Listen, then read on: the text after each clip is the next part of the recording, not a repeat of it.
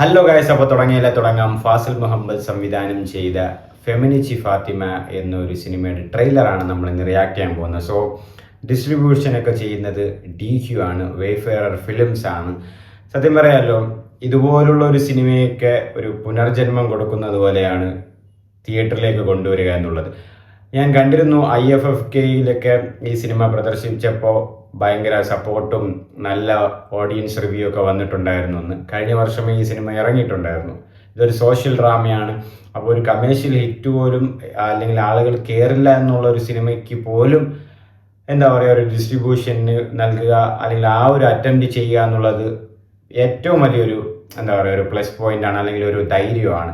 ഇങ്ങനെയും സിനിമയെ സപ്പോർട്ട് ചെയ്യാമെന്നത് തന്നെയാണ് DQ കാണിക്കുന്നത്. അതിന് തന്നെ DQക്ക് ഒരു ബിഗ് താങ്ക്സ്. സോ ആ സിനിമയുടെ ട്രെയിലർ നമ്മളിന്ന് റിയാക്ട് ചെയ്യാൻ പോവാണ്, ഫെമിനിച്ചി ഫാത്തിമ. സോ അത് ഈ ജെൻഡർ ഇക്വാലിറ്റി അങ്ങനത്തെ കുറച്ച് കാര്യങ്ങളൊക്കെ പറയുന്നതായിട്ടാണ് പറയുന്നത്. വെയ്ഫെയർ ഫിലിംസ്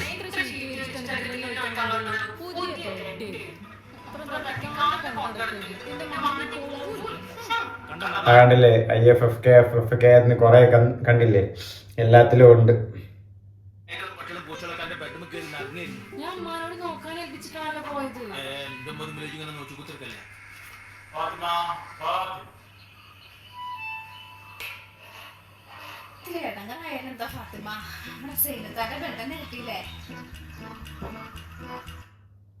ബെഡ് കൊണ്ടുള്ള പടമല്ലായിരിക്കോ?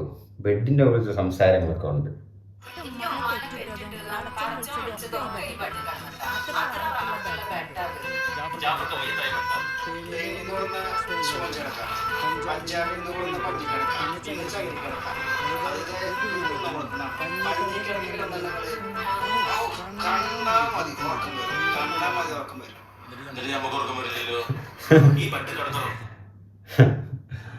നമുക്ക് ഉറക്കം വരുന്നില്ലല്ലേ?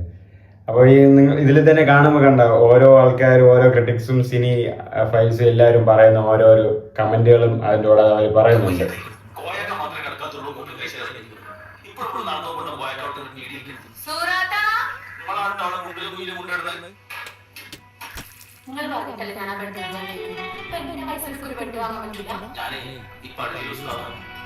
ഈ നാട്ടുകാർക്ക്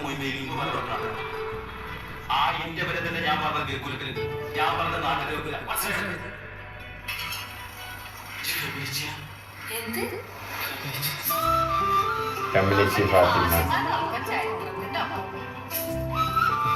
പെട്ടെന്ന് എഡിറ്റർ ഡയറക്ടർ എല്ലാം ഫാസിൽ മുഹമ്മദ്.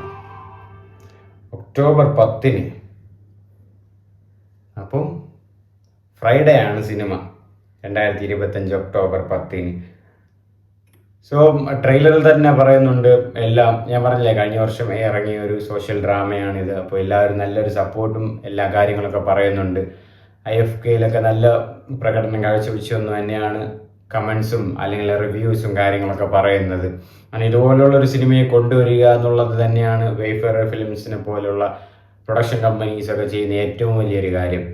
കാരണം എല്ലാവർക്കും അറിയാതെ ഇതൊരു കൊമേഴ്ഷ്യലായിട്ടുള്ള അല്ലെങ്കിൽ അറിയപ്പെട്ടതായിട്ടുള്ള ഒരു പടമല്ല. എന്നിരുന്നാലും തിയേറ്ററിൽ സാമ്പത്തിക ലാഭം ഉണ്ടോ ഇല്ലയോ എന്നുള്ള ഡൗട്ട് ഉണ്ടായിരുന്നിട്ട് പോലും അങ്ങനെ ഒരു സിനിമ കൊണ്ടുവരുന്നു എന്നുള്ളത് ഏറ്റവും വലിയൊരു ടാസ്ക്കാണ്. ഏറ്റവും വലിയൊരു എന്താ പറയുക, അത് കൊണ്ടുവരുന്നു എന്നുള്ളത് തന്നെ അവർക്കൊരു വിജയം നേടിക്കൊടുത്തതിൻ്റെ ഏറ്റവും വലിയൊരു എക്സാമ്പിളായിട്ടാണ് എനിക്ക് തോന്നുന്നത്.